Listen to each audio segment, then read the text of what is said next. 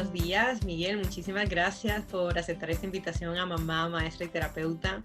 Estamos en este proceso de difusión, mucha divulgación de todo lo que desconocemos en cuanto a la discapacidad. Muchísimas gracias y bienvenido. Muchísimas gracias a ustedes, a Eva, a Diana, por invitarme a este canal que lo veo muy importante para poder comunicar y poder ayudar a aquellas personas que realmente necesitan del apoyo en todo este asunto de cuidar, ¿no? Yo vengo trabajando con los cuidadores y las familias y los cuidadores propiamente de los sujetos en situación de discapacidad hace muchísimo tiempo. Hace un poco más de 10 años empecé a trabajar con los cuidadores de un instituto en Colombia que lo acoge el Instituto Bienestar, el Bienestar Familiar en Colombia. Muchos niños en situación de discapacidad, exclusivamente en situación de discapacidad motora, y allí aprendí lo fundamental del rol del cuidador, lo fundamental que es el acompañamiento. Y bueno, muchas de estas cosas son las que he visto que ustedes están haciendo y entiendo que realmente a muchas personas les puede ayudar y favorecer toda esa información que están dando ustedes en sus canales. Agradezco por la invitación, pero también agradezco por interesarse en esas personas que necesitan ese apoyo. Evita, perdón. Realmente es sumamente importante que estés acá acompañándonos, para nosotros, pues que estés acompañándonos también en este proyecto, porque asumiste la disposición de ayudarnos en cuanto a las dudas en torno a lo que tiene que ver con tu especialidad, que es la fonoaudiología, la terapia miofuncional, y sé que también como mamá cuidadora sentía esa necesidad de tener un espacio en el que hubiesen muchas personas que pudiesen compartir todas las dudas, qué le sirvió a uno, qué le sirvió al otro, que es sumamente importante para poder avanzar. Entonces agradezco muchísimo que hayas aceptado esta invitación. Encantado. Intentamos siempre hablar desde la experiencia, porque quién mejor que Eva para liderar este proyecto tan bonito, que desde su experiencia como madre, maestra y ahora siendo la terapeuta principal de su hijo, o sea, imagínate. Pero bueno, antes de entrar en materia, sí me gustaría realmente hacer un resumen o saber exactamente quién es Miguel Vargas. ¿Por qué está de invitado en esta bonita sesión Miguel Vargas? Bueno, Miguel Vargas es un tipo que hace mucho tiempo quiso estudiar la salud, tener algo que ver con la salud. Me decanté por la fonoaudiología por un asunto personal, por una experiencia de niño. Quise responderme preguntas porque tuve problemas auditivos al principio. Y encontré la fonoaudiología como esa forma de responder a esas preguntas que aún no había resuelto de mis problemas en mi infancia. Resolví las preguntas, pero me dediqué a una cosa completamente distinta. Me dediqué a la terapia miofuncional, que no tiene nada que ver con el oído, pero decidí decantarme por ahí porque fue lo que me encantó, lo que me impactó. La fonoaudiología tiene muchos campos de acción. Yo me decidí por uno solo y me dedico a ese hace 10 años. Soy fonoaudiólogo especialista en terapia miofuncional. Luego de la fonoaudiología fui a España, me especialicé en Barcelona en terapia miofuncional y soy doctor en fonoaudiología. Hice el doctorado en la Universidad del Museo Social Argentino en Buenos Aires. Y ahora en este momento me encuentro laborando en Barranquilla, mi ciudad natal, como terapeuta miofuncional, aunque también dedico mucho de mi tiempo a hacer investigación y docencia con instituciones de educación superior. Soy magistra en educación y bueno, uno de mis grandes pilares que es ser normalista. Con Eva, ahí nos conocimos. normalistas en este grupo, ¡yay! Con Eva ahí nos conocimos, Sí. Hicimos Diana también. Una bonita y muy linda hermandad que mantenemos hasta ahora, 20 años después. Y bueno, nada, ese es Miguel Vargas, un padre también, soy padre de 2 niñas que me han enseñado muchísimo a ser fonoaudiólogo y muchísimo también a todo esto que dentro de la atención miofuncional que nosotros hacemos, se encuentran también los aspectos alimenticios. Ellas me han enseñado muchísimo sobre esos procesos de alimentación. Miguel Vargas es un tipo soñador que le gusta mucho servir, así que este espacio, apenas Eva lo estaba fundando, fui uno de sus primeros seguidores porque sabía que tenía que estar articulado y comprometido con este tipo de labores. Qué bonito. Sí, la verdad es que estamos iniciando, pero yo creo que promete mucho este proyecto porque de verdad que se nos están sumando muchas personas a pasos agigantados. Cierto, bueno, lo veo. Estoy desde fuera, digamos que soy una espectadora más también, estoy en medio del aprendizaje de toda esta comunidad porque yo también estoy trabajando mucho en medio, no de discapacidad como tal, pero sí que la fibromialgia me ha enseñado mucho a mirar ya en el lado de la salud de la comunidad, de personas que necesitan divulgación e información sobre todo porque hay mucho desconocimiento en estos temas. Entonces, yo por eso pregunto un poquito desde fuera. ¿Qué es esto de la terapia miofuncional o qué es esa especialidad que tú nos estás diciendo? Sí, se oyen muy bonitos estos términos, foniólogo, foni no sé qué, fonital, pero uno queda como, vale, ellos hablan entre ellos y se entienden, pero ¿y nosotros los mortales qué hacemos? ¿Qué entendemos por ello? Ok, bueno, la fonoaudiología es una profesión vinculada al área de la salud que trata todo lo que tenga que ver con la comunicación humana y los procesos motores de alimentación. Nosotros como fonoaudiólogos trabajamos todo lo que tenga que ser comunicativo. Trabajamos lenguaje oral, trabajamos lenguaje escrito, trabajamos lectura, trabajamos habla. Ojo, lenguaje oral y habla son dos asuntos diferentes. Resulta que nosotros tenemos la construcción del lenguaje, que es un proceso mucho más interno, cognitivo, y la materialización del lenguaje, que es un proceso mucho más motor, ¿okay? Es un proceso de movimiento. Ok, pero ahora te ayudo. Mi hija menor, que todo el mundo la conoce porque siempre se mete en mis entrevistas y mis clases. Dale un beso. Entonces, tenemos la materialización del lenguaje, que es el habla en concreto.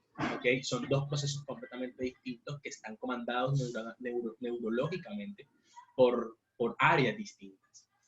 Entonces, digamos que la fono se define ahí, se define a través de procesos comunicativos. Lideramos todo lo que sea trastornos de la comunicación. Y además se nos anexa a este trabajo los procesos motores de la alimentación. Digo procesos motores de la alimentación porque no somos nutricionistas ni hacemos nada en función a la nutrición. Hacemos todo en función a la ingesta, porque la ingesta es un proceso motor.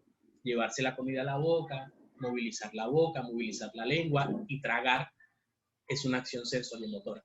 ¿Por qué se nos anexa el fonoaudiólogo? Porque resulta que todas las estructuras que nosotros utilizamos para comunicarnos son las mismas estructuras que utilizamos para deglutir. ¿Ok? Entonces, en función a eso, al fonoaudiólogo se le anexa, además de los procesos comunicativos, el trabajo del movimiento de la alimentación. Ese movimiento de la alimentación lo describimos a partir de un concepto muy clave que es la deglución, o lo que coloquialmente le decimos como tragar la comida, tragar el alimento. ¿Okay? Y miofuncional, que es una especialidad de la fonoaudiología, la terapia miofuncional, etimológicamente habla de curación de la movilidad o función del músculo. ¿Ok? Hacemos lo que hace fisioterapia en el cuerpo, pero lo hacemos exclusivamente en la boca, en todas las estructuras musculares orales, que en conjunto son más de 50 casi. Todo eso es lo que nosotros hacemos en el cuerpo. Digamos que una buena comparación sería lo que hace fisioterapia en el cuerpo, nosotros lo hacemos en la boca. Llámese la boca las estructuras labiales, las estructuras linguales, las estructuras palatinas y parte del cuello como las estructuras faringias, laringias y la musculatura facial, que además de pertenecer al trabajo con la deglución, también pertenece al trabajo con la comunicación en aquello que llamamos la comunicación gestual, los gestos. Generalmente trabajamos estos con las personas que tienen parálisis facial o que han sufrido parálisis facial. Eso es lo que hace el terapeuta miofuncional, especializarse en el trabajo muscular de las estructuras musculares faciales y orales.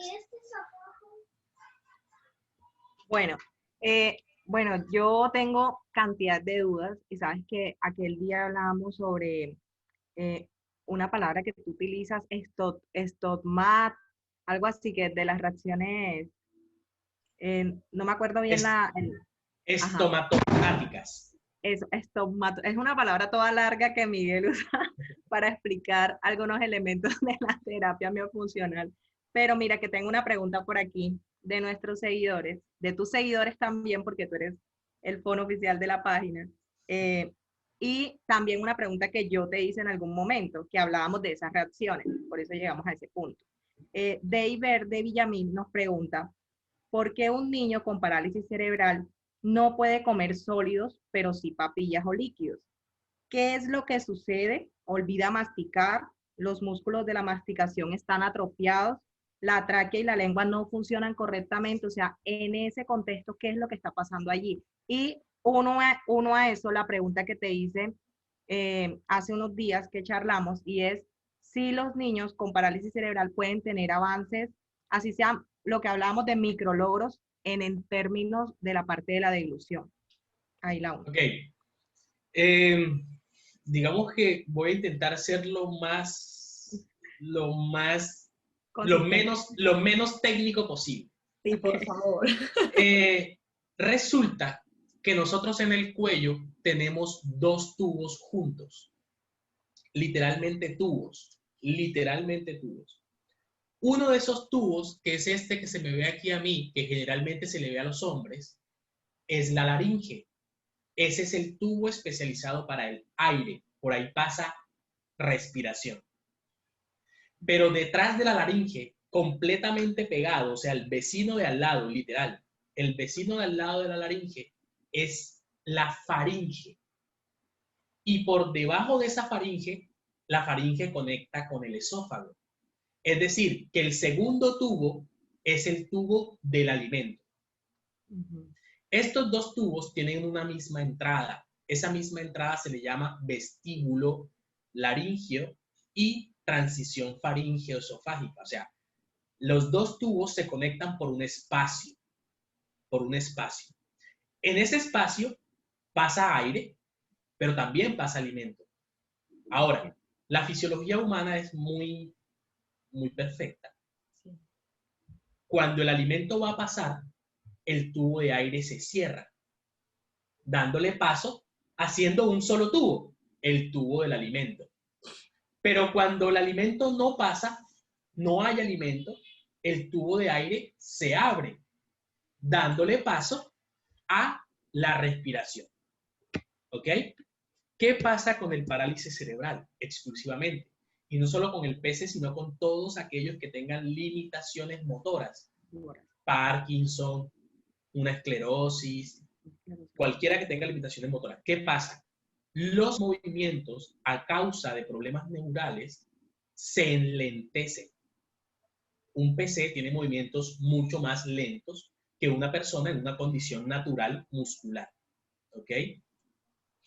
Se enlentecen. Y además de enlentecidos, no son coordinados, porque ellos no tienen un control fluido de su estructura motora debido a su lesión neural. ¿Ok? Entonces, para que el alimento pase por el cuello y el tubo de aire cierre y el tubo de alimentación abra naturalmente para que el alimento pase, debe haber un proceso extremadamente coordinado de activaciones musculares simultáneas y secuenciales. Son muchas las estructuras musculares que participan en la deglución, muchísimas. Y estas estructuras todas deben hacer un trabajo sincrónico. El PC se le dificulta la sincronía. ¿Por qué? Porque su fluencia motora no es la adecuada. Entonces, ¿qué pasa? Esa sincronía muscular es más fácil llevarla a cabo en unas estructuras que en otras. Perdón, en unas consistencias que en otras. Por eso puede haber un sujeto que con agua no broncoaspire, pero si le damos un puré de papa, sí. O al revés. Pueden haber sujetos que con un puré de papa no broncoaspire, pero si le damos agua, sí. Porque la sincronía de su movimiento es mucho más fluida para una o para otra. Ahora, ¿qué pasa con los sólidos exclusivamente? Que los sólidos exigen mayor movimiento, sobre todo en cavidad oral, para preparar, para lo que nosotros llamamos preparación o masticación. La masticación es un proceso de preparación del alimento. Entonces, como los sólidos exigen mayor movimiento, exigen mayor precisión, exigen más al sujeto. Y en el acto motor hay una condición. Si nosotros nos ponemos a jugar fútbol por 1 hora, seguramente al minuto 30, 40, 45, estamos muy cansados. ¿Ok? Sobre todo si no tenemos el ritmo de jugar permanentemente al fútbol. Sí. Es un ejemplo. Lo mismo sucede con la acción motora de la deglución. Si yo coloco a un parálisis cerebral a masticar muchas cosas o muchas veces en boca, eso es como si jugara mucho tiempo y se puede cansar. Entonces, al cansarse llega la fatiga y al llegar la fatiga llega más imprecisión. ¿Ok? Cuando nosotros estamos fatigados muscularmente, nuestros movimientos serán más imprecisos. ¿Ok? Entonces, eso hace referencia, o eso para responder la pregunta, generalmente nosotros lo que hacemos en la evaluación es definir qué tanta precisión motora tiene un sujeto y esa precisión motora le vale para qué tipo de consistencias en alimentación. ¿Ok? Luego de eso, trabajar un poco el aspecto de precisión, fuerza muscular, características musculares para que esa persona pueda tener micro logros, macro logros y poder llegar a recibir, digamos que, un perfil más amplio de consistencias. ¿Lo podemos llegar a hacer? Sí, claro, lo podemos llegar a hacer. ¿Qué necesitamos? Una guía correcta. Esta guía correcta define muchos factores, como por ejemplo el volumen del alimento.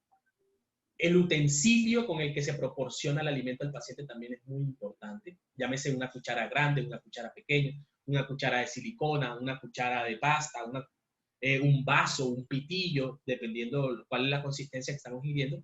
Los tiempos de proporción del alimento, los volúmenes, la consistencia, la posición del paciente. Porque posicionar al paciente también va a ser un factor indispensable dentro de la inhibición de riesgos. Cada una de estas cosas pueden llevarnos a generar micro logros, macro logros o evoluciones dentro de cada uno de estos pacientes. Pero el factor es ese. El factor principal es la limitación motora y cómo esa limitación motora influye en la coordinación del movimiento. Es decir, Miguel, que nosotros podemos, a través de la terapia miofuncional, preparar a este paciente con debilidades motoras para hacer muchas cosas que técnicamente en tiempos anteriores no se lograba. Es decir, se quedaban allí en una cama, acostados o en una silla neurológica y nadie tenía, digamos, esa atención de poder pensar que habían evoluciones grandes y se trabajaban realmente estos músculos de la deglución. A mí me encanta realmente esto que tú haces porque si bien yo te lo decía que cuando Isaac tenía aproximadamente 2 años, Isaac solamente comía elementos licuados, solamente se alimentaba de cositas más líquidas, por decirlo así. A los 3 años fue que comenzó su proceso, porque desde los 2 comenzamos terapia miofuncional con una gran amiga también. Y yo creo en los procesos cuando son con constancia. Yo creo que cuando uno todos los días va haciendo algo por ese paciente, por esa persona que tú cuidas, la vas orientando, creo que sí se pueden lograr cosas que técnicamente no se podían lograr en otros tiempos. Y esto que tú estás haciendo es maravilloso. Hay otra preguntita por acá. Bueno, es sobre el tema de, bueno, cuando hablábamos de la parte de los tubos, también entiendo y puedo como asumir desde mi punto como mamá que también influye mucho el tema de los reflujos, ¿cierto?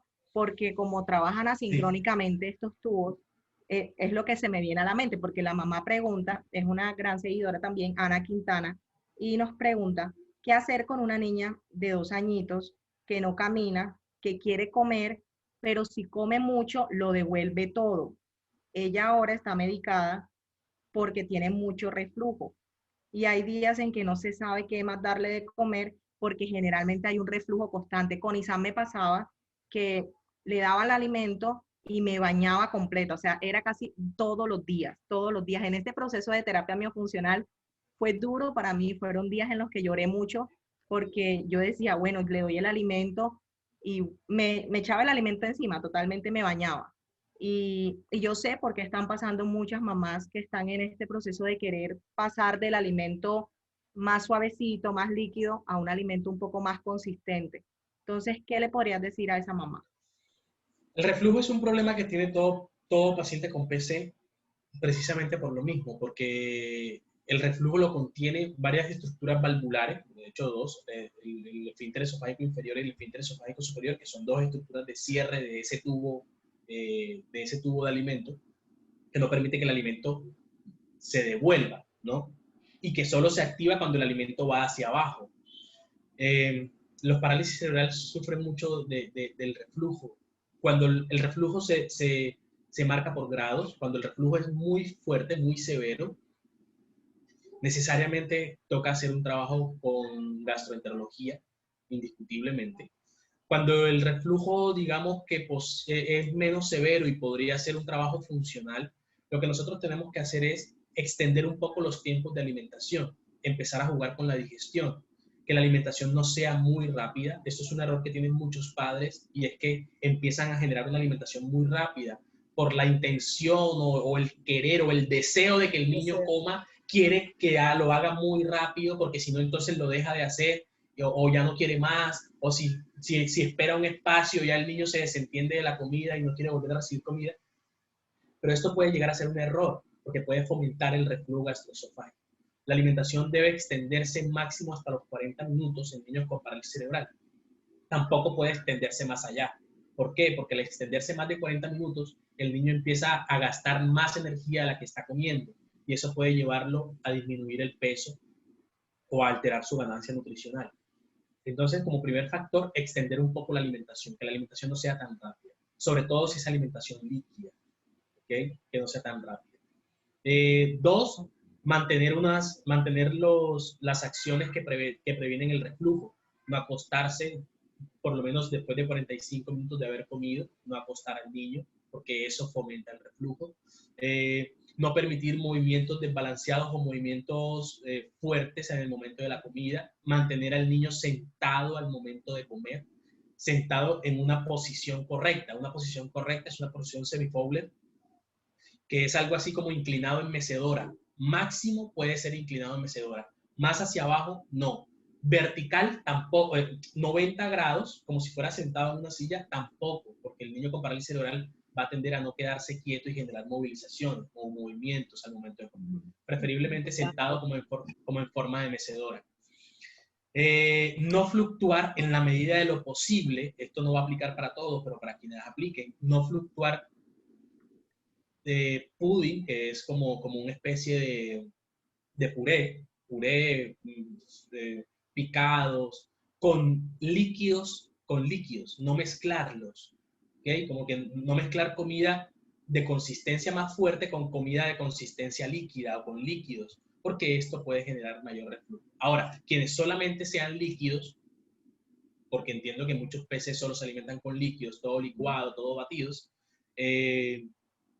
extender los tiempos de alimentación para permitirle al sistema digestivo hacer digestión durante ese mismo tiempo y no precisamente llenar la cavidad estomacal y generar el reflujo. ¿Qué pasa con el reflujo? Debemos entender por qué el reflujo. Resulta que nosotros tenemos una cavidad estomacal, una bolsa, y esa bolsa está cerrada por arriba con 2 nudos, ¿ok? Pero cuando esa bolsa se llena mucho, cualquier presión sobre la cavidad abdominal hace que el contenido suba o intente subir. Como el pez tiene un problema motor, los nudos son nudos motores, o sea, son nudos hechos por contracciones musculares. Y claro, cuando el contenido de esa bolsa gástrica empieza a subir y a estimular ese nudo en algún momento cede, abre, y el líquido lo que hace es salir por ahí. A eso es lo que se le denomina reflujo, que la cavidad, el contenido gástrico suba por donde ya había bajado. ¿Ok? Esto tiene muchas repercusiones, porque esto puede quemar el esófago, quemar y causar alteraciones, porque el contenido gástrico es ácido, el ácido que toma el alimento y lo desintegra.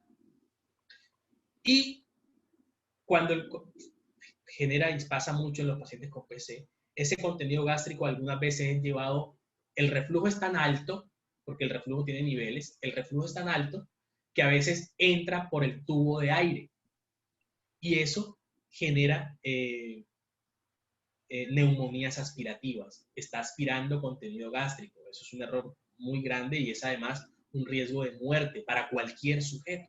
¿Ok? Porque una neumonía es un riesgo de muerte para cualquier sujeto. Entonces, es importantísimo inhibir el reflujo. Lo inhibimos, estos son algunos de las pautas que debemos tener. Sí o sí, esa mamá tiene que consultar al gastroenterólogo, porque hay que hacer una pH-metría, porque hay que hacer una evaluación de motilidad, bueno, de motilidad faríngea no es tan importante, pero sí de funcionalidad de esfínteres esofágicos y saber qué hacer, porque muchas veces la única solución a esto, sobre todo en los grados más severos, es una solución quirúrgica. Eso es importante que se tenga en cuenta. Saber, el gastro nos debe indicar si la solución debe ser quirúrgica o la solución podría ser funcional con algunos de estas acciones. Miguel, de verdad, bueno, has saldado muchas de las dudas y para mí también es como muy significativo dentro del proceso con Isaac. Yo tengo una última duda. Bueno, ya con Isaac nosotros hemos hecho muchos avances, ya él está comiendo totalmente sólido, ya come todas las texturas, pero sí es normal que aún en estos momentos, ya para cumplir 6 años, cuando ya un niño ha pasado de todo ese proceso de terapia miofuncional, ya pasó de comer texturas suaves a texturas más fuertes o a texturas más consistentes, aún hoy, digamos que por momentos cuando come haga ese reflujo, puede ser de pronto producto de esa llenura o sea, lo que nos decías ahorita, o sea, ya a esa edad, aunque ya haya adquirido marcha, digamos que el reflujo no es normal, ¿ok? Pero es un asunto que puede ocurrir por muchos factores. Por ejemplo, yo en algunos momentos tengo reflujo. Seguramente cualquiera de nosotros en algún momento tendrá reflujo. Esto también puede ocurrir por los tipos de alimentación. El reflujo no solamente se da por una acción patológica motora, sino también por los tipos de alimentación, la acidez con la que podamos mantener el contenido gástrico. Muchos de los factores que pueden influir en que el reflujo se dé. Que lo tenga esporádicamente no significa ningún problema, significa de pronto que es posible que su alimentación tenga mucha grasa, algunas de estas consideraciones que también podrían incurrir en el reflujo. ¿Okay? Y que la dieta no es que sea muy balanceada tampoco, que digamos en términos generales. Sí, en términos generales, nuestra comida no, exactamente, no es que sea muy buena. Entonces, este tipo de cosas también hay que tenerlas en cuenta. Por eso es importante siempre mantener un contacto o un conocimiento de la nutrición que estamos aportando a estos chicos, precisamente para inhibir los factores que pueden propiciar el reflujo gastroesofágico. Excelente. Yo tengo una pregunta así muy cortita en cuanto a tu especialización o a tu especialidad, el tema del bruxismo. ¿Puedes contarme algo con respecto al bruxismo, independientemente con personas con parálisis o una persona sin este tipo de condición? Resulta que el bruxismo se considera como una parafunción estomatognática. El sistema estomatognático es todo lo vinculado a cavidad oral. Estoma, boca, tognatia, mandíbula, hace referencia. Es una parafunción estomatognática que puede resultar por dos causas principales. Una causa emocional. Generalmente una persona que tiene un trauma fuerte o un accidente, que también se considera un trauma, puede generar bruxismo. El estrés también puede generar bruxismo. O la otra es una alteración neurológica, como la del parálisis cerebral, que genera una hiperfunción muscular, que el músculo siempre esté contraído. Una persona espástica tiene bruxismo. ¿Okay? Ahora, el estrés laboral que genera espasticidad muscular también podría generar bruxismo, aunque no sea un referente neurológico o una repercusión neurológica.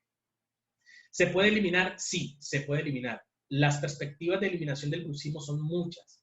Entonces, hay que definir cuál es la causa principal para poder evidenciar un tratamiento.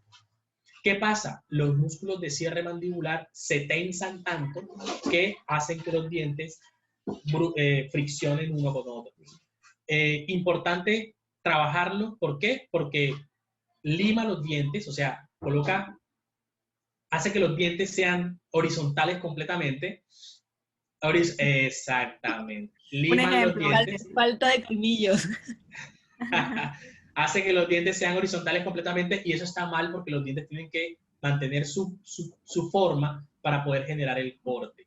¿Qué puede estar sucediendo? Puede ser una mala postura al dormir, por eso hay una condición muscular de espasmos. Puede ser una mala postura al dormir. Podría ser una carga laboral, eso también podría ser, aunque digamos que son los más funcionales y los que no tienen tanta repercusión, podría ser una carga laboral.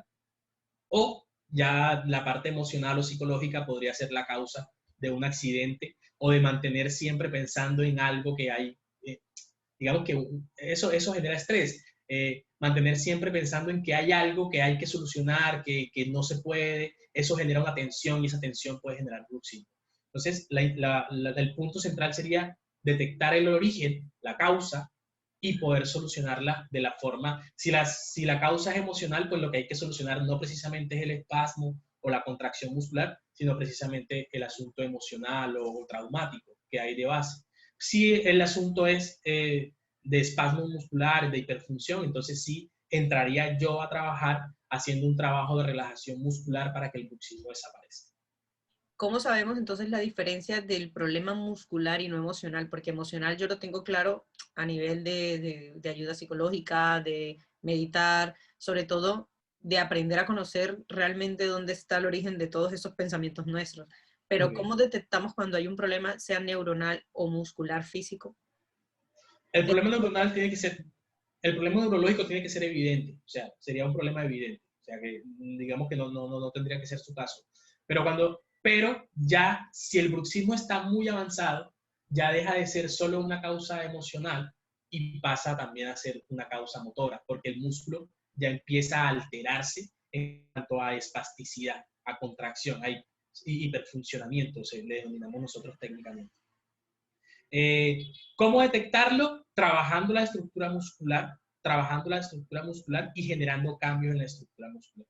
Si nosotros trabajamos la estructura muscular y la estructura muscular no cambia, entonces, digamos que no genera cambios cualitativos, tenemos que pensar en la otra causa. Ahora, el paciente debe ser muy preciso, debe reconocerse a sí mismo y decir, bueno, ¿sabes? Sí, tengo un problema, tengo algo que no lo puedo solucionar, tengo un problema emocional, he tenido un trauma, tuve un accidente, y es eso lo que es desde ahí que comenzó. Bueno, entonces ya no, digamos que la solución no sería tanto una actividad motora. Yo creo que la historia clínica es la que nos va a decidir eso y claro, el paciente debe ser completamente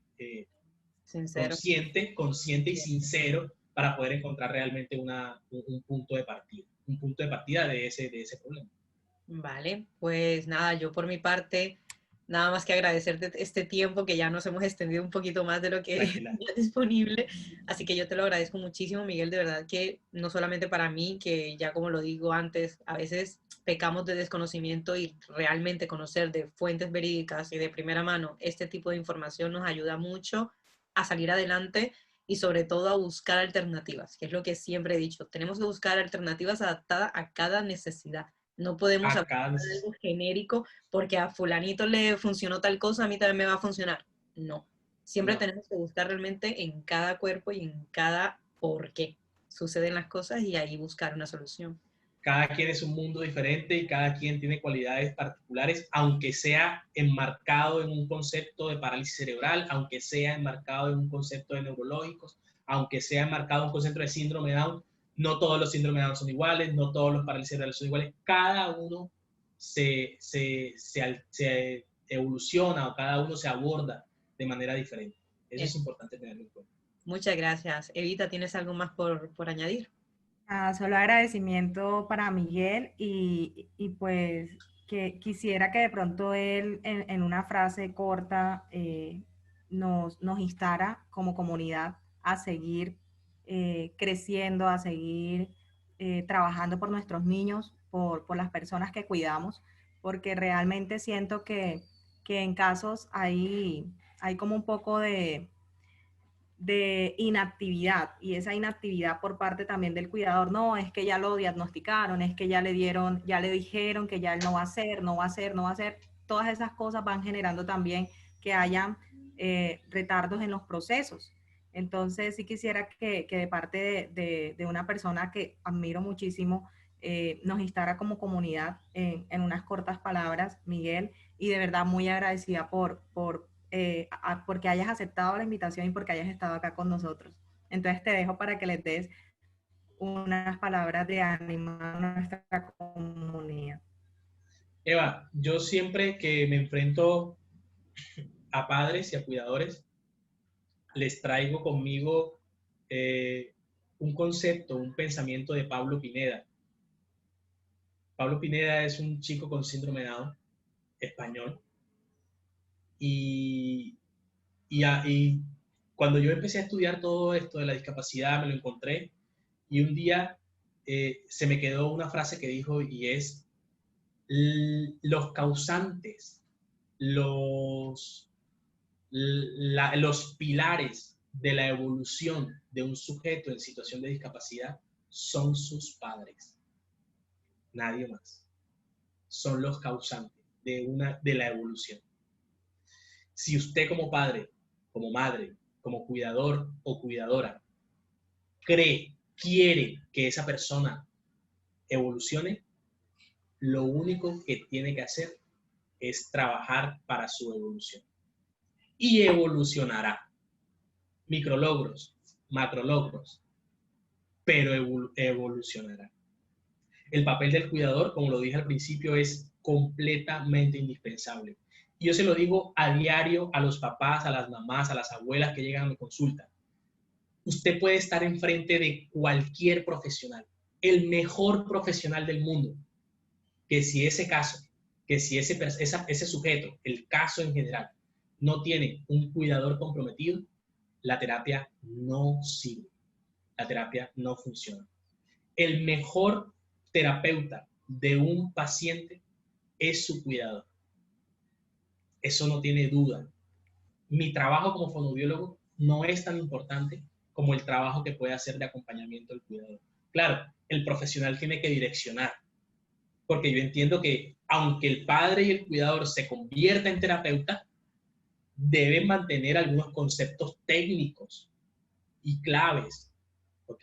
El profesional debe ser un guía, pero el cuidador es la ficha indispensable.